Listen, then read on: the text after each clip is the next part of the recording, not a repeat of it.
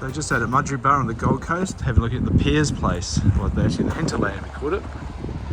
This house started in about October last year, and the family moved in April, so about 6-month build, and that's as an owner builder, so they were working on weekends and on holidays to get the job done.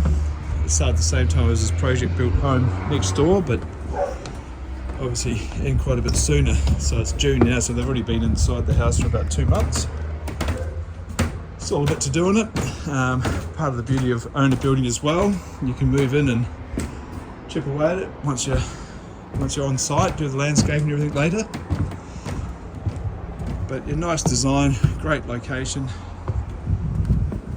and yeah, still a little bit to go, but not too much.